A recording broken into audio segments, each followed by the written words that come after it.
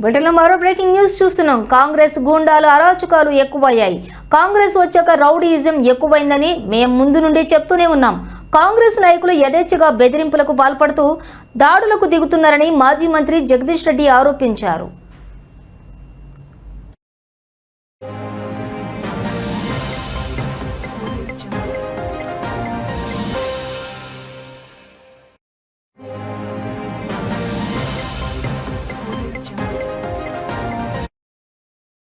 ఇక ఇవాళ కాంగ్రెస్ రౌడీల చేతిలో మా బీఆర్ఎస్ కార్యకర్త మల్లయ్య ప్రాణాలు పోయాయి.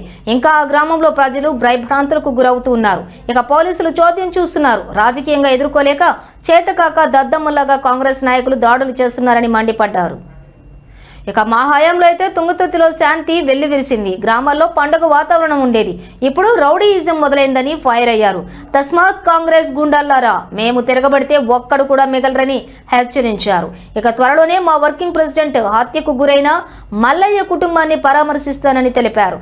మల్లయ్య కుటుంబానికి మేమంతా అండగా ఉంటాం. మాజీ మంత్రి జగదీష్ రెడ్డి భరోసానిచ్చారు.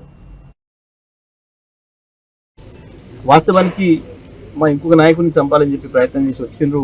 కానీ దురదృష్టవశాత్తు ఈయన ముందుండడం వల్ల పాపం ఈ కార్యకర్తను కూడా హత్య చేసినారు. ఇప్పటికి కూడా మా మిగతా నాయకులకు కూడా అక్కడ రక్షణ లేని పరిస్థితి ఉంది. ఎందుకంటే పోలీసులు కొట్టిన వాళ్ళ వెంటనే ఉంటున్నారు. వాళ్ళు కొట్టడానికి అవకాశం ఇస్తున్నారు. కనీసం ఆత్మరక్షణ చేసుకునే అవకాశం కూడా బీఆర్ఎస్ పార్టీ కార్యకర్తలకు ఇవ్వటం లేదు. పోలీసులే చేతులు పట్టుకొని కాంగ్రెస్ కార్యకర్తల చేత కొట్టిస్తున్నారు. కాంగ్రెస్ గుండాల చేత కొట్టించే దారుణమైన పరిస్థితి కనబడుతుంది. గతంలో ఎప్పుడు కూడా లేదు ఇది తెలంగాణలో. పోలీసులు ఈ రకంగా ఏకపక్షంగా వ్యవహరించడం అనేది. ఆ మండలంలో గతంలోనే 6 నెలల క్రితమే ఒక హత్య జరిగింది. అది కాంగ్రెస్ పార్టీ అంతర్గత తగాదాలతోనే జరిగింది. మేము ఆ రోజే చెప్పినాం, నేను ఆ రోజే బహిరంగంగా చెప్పినా, ఇది పోలీసుల వైఫల్యం తప్ప ఇంకొకటి కాదు. మీరు ఉదాసీనంగా ఉంటే ఇదే రకంగా కొనసాగుతాయనే మాట. అందుకే మళ్ళీ చెప్తున్నా, నేను ఇటువంటి కేసుల్లో పోలీసులు తీవ్రంగా స్పందించకపోతే, కఠినమైన చర్యలు తీసుకోకపోతే అవి కొనసాగుతాయి. ఈ ప్రాంతంలో గతంలో ఆ సంస్కృతి ఉంది. ఆ సంస్కృతిని రూపుమాపడానికి మేము 10 ఏళ్ళు చేసిన కృషిని ఇవాళ మళ్ళీ కాంగ్రెస్ పార్టీ నాశనం చేస్తుంది. జిల్లాలో ఉండే ప్రజలు, ప్రజాస్వామికవాదులు, ఇతర పార్టీల నాయకులందరూ కూడా నేను విజ్ఞప్తి చేస్తా ఉన్నా, ఈ విషయంలో అందరం కూడా ఏకం కావాల్సిన అవసరం ఉంది. కాంగ్రెస్ మూర్ఖ వైఖరిని ఎండగట్టాల్సిన అవసరం ఉంది. ప్రజల్లో కాంగ్రెస్ గుండాయిజాన్ని వ్యతిరేకిస్తూ పెద్ద ఎత్తున ఉద్యమాలు చేయాల్సిన అవసరం కూడా వస్తూ ఉంది.